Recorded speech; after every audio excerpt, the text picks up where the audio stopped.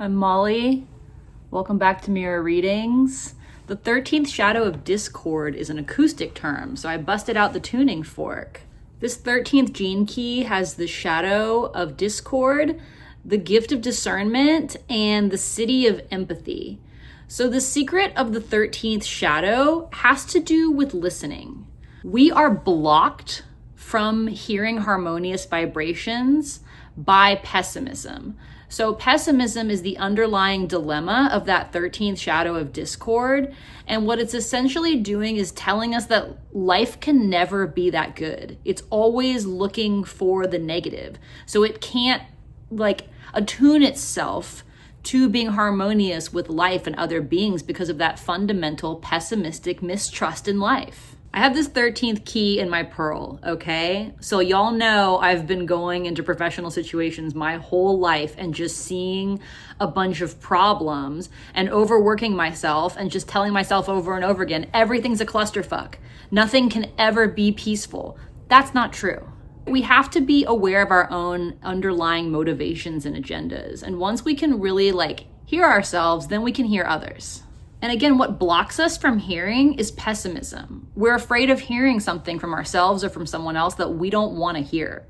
Worry is the currency that keeps pessimism in business. So the way that we get out of that is by consciously listening to ourselves and really paying attention to our patterns of behavior to unearth some of these unconscious agendas we might be rolling around with, and to make a point to consciously, actively listen to others.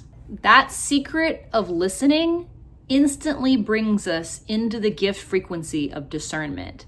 We cannot actually discern what's real, what's good for us, what our intuition is telling us, without undoing those blockages that keep the pessimistic loop going in our minds, right? That keep bringing us into discord because we don't believe that harmony can exist. So we have to undo those blockages within ourselves. And again, sometimes it starts with being of service to others. When we listen to another, we're healing them.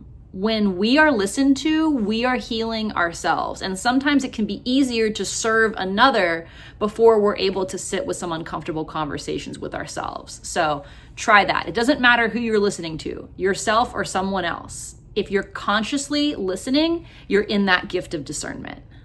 We have to bear witness to our own egos, our own agendas, in order to even begin to have some objective discerning perspective.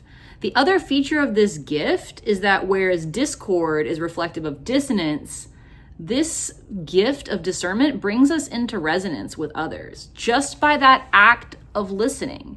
And it brings us into resonance with ourselves when we're listening to ourselves. It's like the most beautiful gift. I whine about having this in my pearl, but ultimately my job in my life's work, in any professional situation, in any relationship, is just to listen. Here in the Gene Keys, we hang out in paradox all the time, which brings us to the siddhi state of empathy. So empathy has to do with being inside another person's experience, unlike sympathy, which is more like being next to them. True empathy happens when we are literally digested by another, which comes from that active listening. Listening is a form of digestion. And actually, Richard Rudd in this Gene Key says that consciousness is a form of digestion. We're literally the universe listening to, experiencing, digesting ourselves, consciousness, right? And in this dance, empathy is ultimately bringing us out of ourself, out of that illusion of separation, and into the totality of other. All siddhic states represent the end of desire, but this is an end to the desire for certainty, the desire to understand. Because part of that underlying horsepower of the shadow of discord has to do with the mind seeking certainty, never being able to find it, and saying, see, this proves my point that everything's fucked. Nothing's fucked here, dude. Nothing's fucked. And together in this 13th gene key, we are going to harmonize, okay, with ourselves and with our fellow man, and we are going to elevate to the state of empathy. So are you ready to be a simple witnessing presence? Because it turns out that's the underlying mechanism of interpersonal harmony, is that non-judgmental, heart-based listening. Fuck yeah, I'm into it. Thank you guys so much for being here. I'm Molly, you're watching Mirror Readings.